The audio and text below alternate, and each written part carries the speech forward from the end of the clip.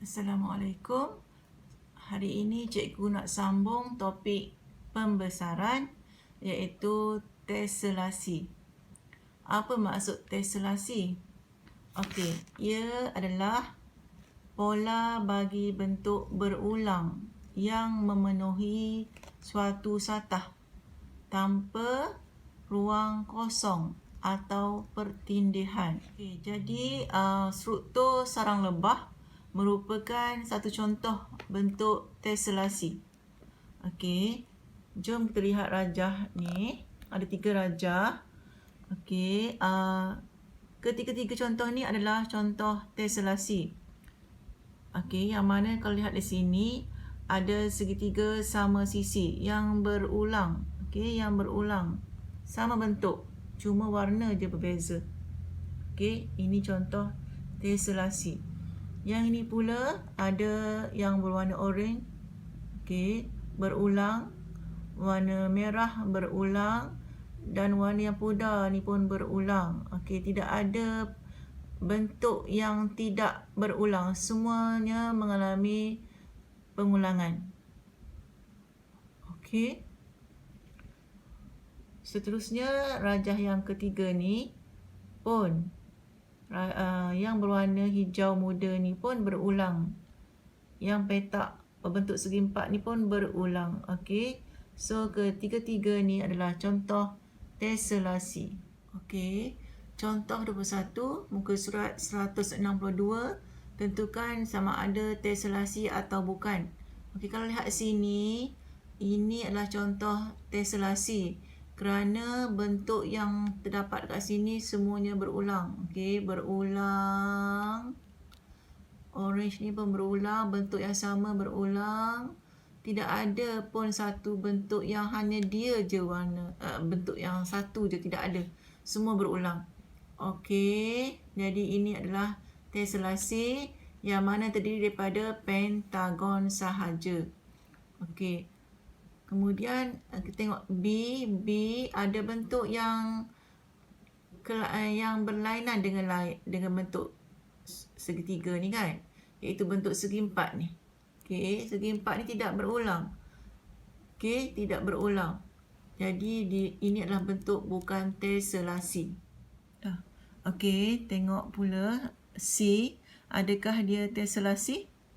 Okey, kalau lihat sini dia gabungan segitiga sama sisi. Okey, segitiga sama sisi warna hijau ni dan segi empat sama. So, dia adalah teselasi kerana tidak ada satu pun rajah ataupun bentuk yang tidak berulang. Lihat D juga. D adalah corak yang berulang tanpa pertindihan. So, dia juga adalah teselasi. Okey, berikut ada rajah yang melibatkan gabungan segi empat sama dengan segitiga. Okey, diberitahu ini adalah teselasi. Okey, diminta mencari hubungan antara G dengan H. Okey, jadi diceritakan di sini, H ialah image bagi G. Ini objek, ini G. Ini objek G dan image adalah H. So, cikgu ambil garis ni. Garis sebagai objek ni. Okay, sisi ni sebagai objek. Jadi, image dia mestilah garis ni kan. Ini objek, ini image. Okay. Saya ulang, ini objek, ini image dia. Okay, jadi sekarang berlaku putaran lawan jam 60 tambah 90. Okey, 60 tambah 90 150. Lawan arah jam pada pusat R1. Jadi H ialah image bagi G di bawah putaran 150 darjah lawan arah jam pada pusat R1. L ialah image bagi K, ini objek, ini image di bawah translasi. Translasi maksudnya perpindahan lah dengan vektor V1. Okey, translasi. Okey, cuma ke kanan. arah ke kanan.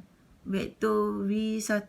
Okay, arah ke kanan, berlaku anjakan ke kanan. So, kita panggil translasi dengan vektor V1. V1. Okay, manakala N ialah image bagi M. Okay, ini image, M objek. Di bawah pantulan pada garis BC. BC. Jadi kita reka sendiri ya. Mana satu garis pantulan, mana satu pusat putaran, berapa darjah. Kita kena fikirkan dulu sebelum menulis jawapan.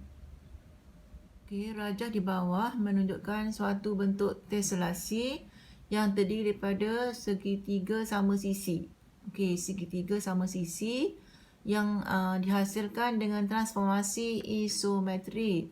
Nyatakan transformasi yang terlibat. Okey, kalau bentuk Q daripada bentuk P. So, ini image, ini objek. Okey, mana dia bentuk P?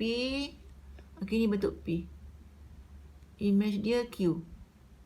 Okey. Jadi sekarang ni kalau lihat sini, Q ialah image bagi P di bawah pantulan pada garis BC. Okey, beres. Pantulan pada garis BC, beres. Atau putaran 60 darjah. Ikut arah jam pada pusat B. Okey, maksudnya katakanlah ini P kan. So, ini image. So, garis ni yang kedut-kedut ni, AB ni menjadi CB. AB menjadi CB. Maka berlaku anjakan ataupun putaran 60 darjah. Okey, pada pusat B. Ikut arah jam. Okey? Okey. B bentuk R dari bentuk Q. Okey, ini bentuk objek, bentuk R. Okey, ini R. Okey, apa dia jawapan dia? Kalau lihat sini, okey, ini bentuk objek ni, image ya. Okey, ini maksudnya image bagi Q di bawah pantulan pada garis BD. Okey, ni objek, ni image. So, berlaku pantulan pada garis BD. Okey, dapatlah image R. Okey, atau putaran 60 darjah pada pusat D. Okey, kalau B lain pula cerita dia. Lain sikit lah daripada nak buat ayat ni, kena ikut lain lah. Kalau saya gunakan titik D sebagai pusat, maksudnya garis yang gelap ni menjadi garis BD. Garis CD bertukar tempat kepada BD. Okay, objek, image. Berlaku putaran 60 darjah pada pusat D lawan arah jam. Lawan arah jam. Okey, lawan arah jam. Okey, untuk S pula daripada bentuk P. Okey, ini objek, ini image. Objek, image. Okey, kalau lihat sini dipantulkan pada garis AB atau BA. Okey, so P dipantulkan pada garis AB dapat image S atau okey, boleh juga A, boleh juga B sebagai pusat putaran. Okey, kalau cikgu guna seperti buku teks ni, pusat A. So, ini objek, ini image. Dia katakan cikgu ambil garis ni lah, garis AB. Image dia adalah A something kat sini bucu apa ni ya. Jadi, AB bertukar kepada garis ni. Garis ni. So, berlaku putaran sebanyak 60 darjah ikut jam pada pusat A. Okey. Image AB berpindah kepada garis ni, A ni. So, berlaku putaran 60 darjah ikut arah jam pada pusat A. Okey, beres.